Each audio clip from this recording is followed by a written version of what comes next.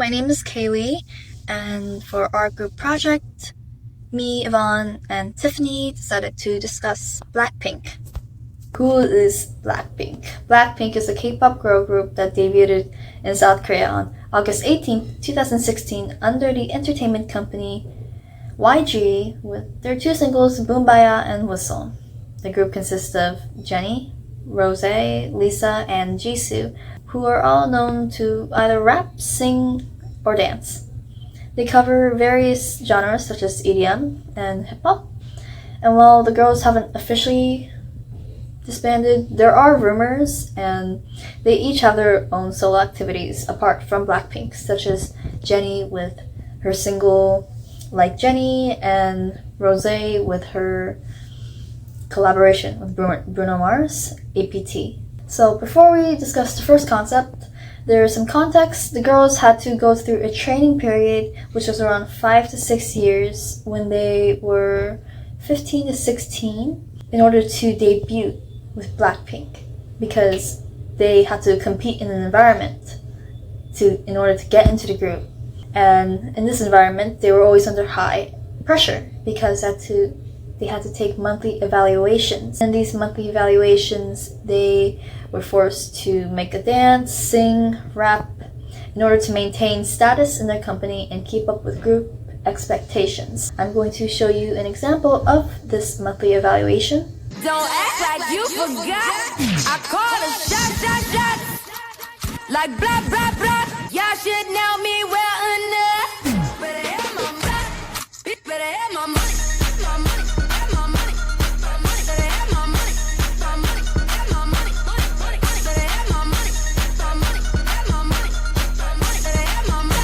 Don't act like you forgot. Don't act like you forgot. Like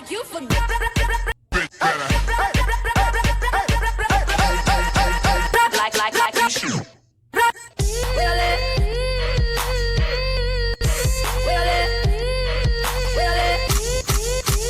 Act like you forgot. Better have my money. That was an example of the monthly evaluation that they had to do. And since the girls were training for 5 to 6 years, imagine doing that every single month. Inevitably, the girls got close with each other, and like coworkers, they would hang out after training, go to cafes, spas, and also spend time in their dormitories because they all lived with each other, and also went to school with each other as well. And as a group, they were able to overcome challenges together because they were used to working with each other previously. They reassured and praised each other and helped each other with problems that they had, such as Lisa with the language barrier. She is not Korean, but she's Thai, and so when she came to Korea, she had a hard time adjusting to the environment because she could barely communicate with anyone. And so her members, Jennie and Jisoo, helped her by saying, "Oh, let's go hang out at Hongdae," or helping her with her homework. For the next concept, influence of size, small group, I have to say that small groups in Korea are not common. Notable ones are TXT and, of course, Blackpink.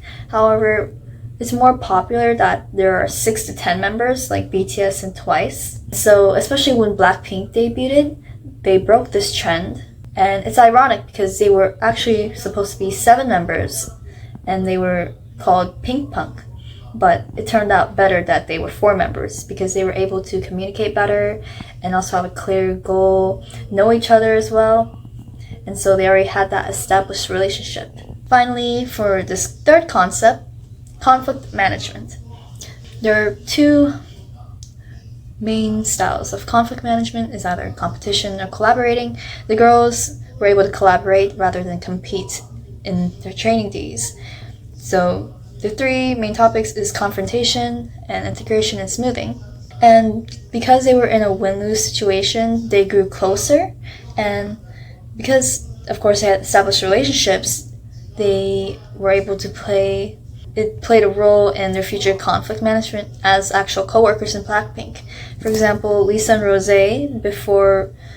when they first met, they were distant and enemies. However, as they worked together and practiced together, they grew closer and were able to smooth out that conflict and actually talk and communicate with each other. Some insights into this is that Jisoo says we had the same problem, so it was better to talk to each other. This shows that they prefer to rely on each other and collaborate instead of compete.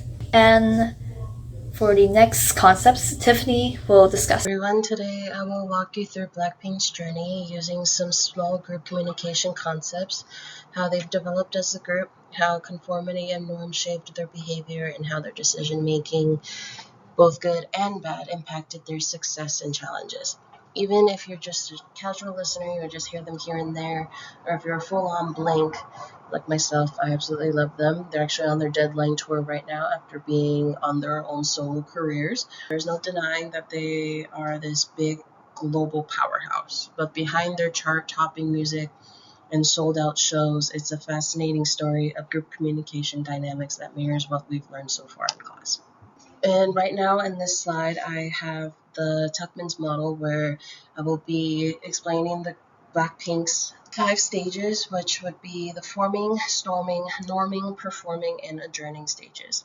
To get on with the forming stage, it began during their intense training period. They were in training for a quite long period of time. Usually it's for a couple years to a few years, just depending on how they are doing in progress with their check-ins and stuff. They were brought together with little to say in the matter, and during this time, the members focused on figuring each other out while navigating a high structured system, which I've been researching and just all knowing from everything, it's pretty high standards. Forming likely occurred behind the scenes where individual personalities may have clashed or created friction. For example, Jennie's assertive nature, while you have Lisa's playful energy, and then you have Jisoo and Rose's, where their personalities are more reserved. They were very laid back, so everyone had to balance each other out. Eventually, the group reached to the norming stage. This is where they accepted their roles, where Jennie as the lead rapper, Lisa as main dancer, Rose as the main vocalist, and Jisoo as the visual and emotional anchor. You can clearly see that the role solidified in interviews and performances, just like right now with the Deadline Tour. They are actually in Chicago. They just performed here in LA for 2 days this weekend in SoFi. Wish I could have gone, but I've been told that it was a great performance. Performing is where they've been spent most of their careers, like I just mentioned, delivering highly synchronized choreography, global tours like right now, and massive brand deals. Finally, right now they're in their adjourning transforming stage from obviously back in 2023, according to the K-Cultural Journal by S. Park, by the name of K-pop and group dynamics, where Rose actually was the only one in the group that had renewed her contract with YG for group promotions, but everybody else decided to go into their own solo careers, where Jennie had opened up her own label and so did Lisa, and then obviously both of them going on tours, their own solo tours, and they both performed at Coachella this past year. And then you also had Jisoo, who just released a song called Earthquake that everyone is dying. And then we have Rose, who had her 8 with Bruno Mars. I'm not a big fan of the song, but it's super, super catchy. Then to go on with this, we are going into the group norms part. So Blackpink's group norms were largely shaped by YG's expectations and small group communication. Conformity happens when members feel pressured to align their thoughts or behaviors with group standards, which I can't imagine going through that, especially with how popular they are and having such strict guidelines to follow. It's just insane. Blackpink's group norms were largely shaped by YG's expectations and small group communication. Conformity happens when members feel pressured to align their thoughts or behaviors with group standards, which I can't imagine going through that, especially with how popular they are and having such strict guidelines to follow. It's just insane. From the start, they were trained to move in perfect sync, speak politely in interviews, and maintain a flawless public image. Jisoo had mentioned in one of her interviews that the trainees were not allowed to even cry, not even to show any emotion, and had to remain stoic even under pressure. I would not be able to do that. The norms were also that also shaped their relationship. For example, in Blackpink's Light Up the Sky on Netflix that was released back in 2020, you see how the girls rarely changed management directly, showing the unspoken rule of defense to authority. So to move on to the effective decision making. Now let's talk about how things didn't go always so smoothly. In small groups, defective decision making happens when poor communication leads to bad outcomes. Not only did this happen for Blackpink, but it has also happened not even just outside of music groups, but it also just like as a solo individual yourself. It's just you need to have good communication to be able to have good outcomes.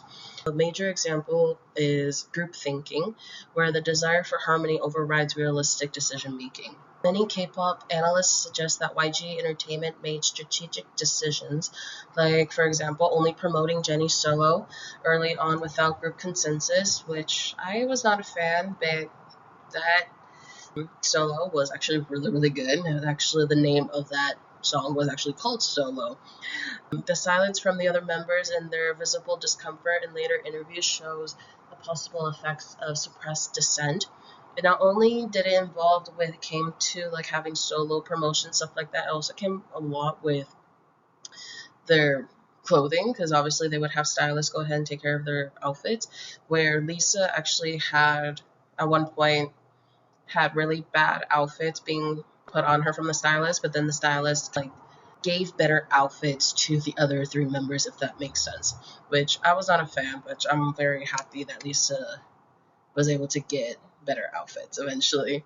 So collective inferential errors also applies. This is when group members make decisions based on faulty assumptions. Blackpink's fan outfits, where Lisa actually had at one point had really bad outfits being put on her from the stylist, but then the stylist like gave better outfits to the other three members, if that makes sense, which I was not a fan, but I'm very happy that Lisa was able to get better outfits eventually.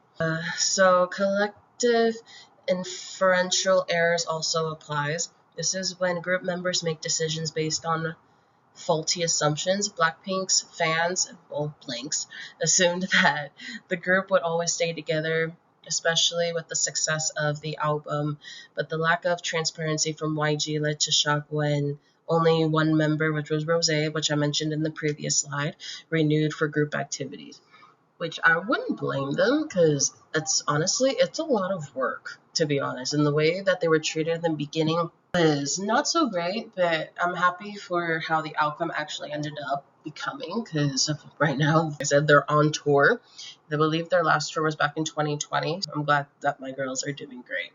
Group polarization also influenced their creative choices. Over time, their image became more and more fierce and edgy, perhaps results of YG doubling down on what worked rather than evolving organically. Some fans even expressed concern about the group being overbranded and creatively boxed in. However, on the flip side, where we're going to go into effective decision making, Blackpink also demonstrated that, but not always in public, and not always publicly, because they have to follow certain rules, but eventually they ended up growing out. In group communication, decisions that can be made through consensus, majority rule, and minority rule. With consensus, it usually means that everyone's agreeing, pretty plain and simple. According to the Rolling Stones interview from 2023, all members had agreed on the set list and creative choices for their Born Pink World Tour, which, oh my god, it was such an amazing tour. I never went to it, but I loved it.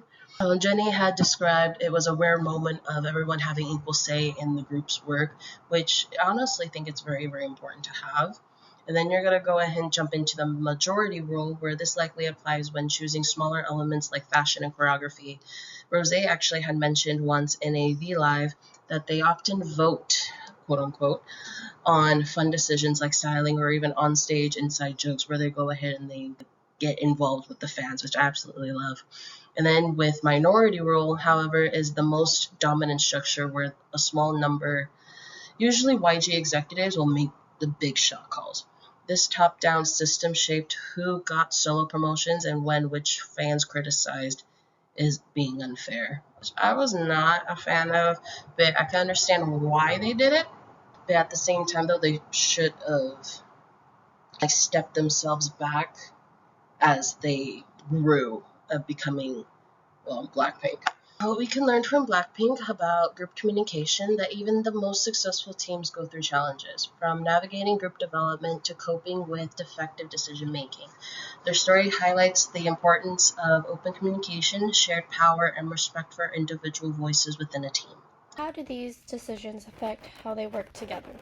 Let's look at their group roles and synergy. Each member has a unique role. Jisoo is the visual and lead vocalist. Jennie brings sharp rap skills and high-end fashion. Rosé's vocals and songwriting give emotional depth, and Lisa's dance and multilingual skills make her a global favorite. Together, their strengths create synergy. They blend different styles and still perform as one unit. Their support for one another offstage builds trust, which shows during performances. Solo-wise, Jennie's album Ruby reached number 3 on the Billboard. Rosé's Rosie was a top 5 album in the UK and US. Jisoo's Amour, I had to look that up. People have different ways of pronouncing that. So online it's pronounced Amontage. Top Korean charts, and Lisa launched Alter Ego, starred in The White Lotus, and even debuted a comic book line. With all this in mind, where is Blackpink today? They haven't disbanded. As of July 2025, they're touring globally on the Deadline World Tour. Their new single, Jump, produced by Diplo, has received high praise and strong fan support. In the next slide, I will show you a short video of the group's new single, Jump. In the first half of the video, we will see Blackpink synergy in action. Their choreography is tight, and each member has a distinct moment to shine. And the visuals reflect the group's signature edgy concept. From synchronized movements to powerful vocal delivery, this part shows how their performance depends on trust and coordination, just like in any high-functioning small group.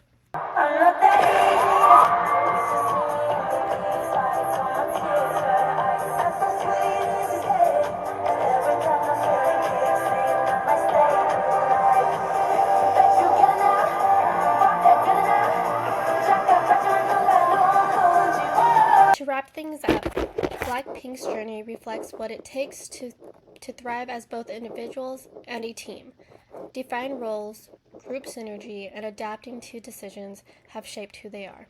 They've shown that you can grow as individuals while still contributing to something bigger. Their ability to stay united, even while apart, makes them a strong example of small group communication and success. Whether you're a fan or not, Blackpink is a masterclass in small group dynamics, talent, structure, and unity.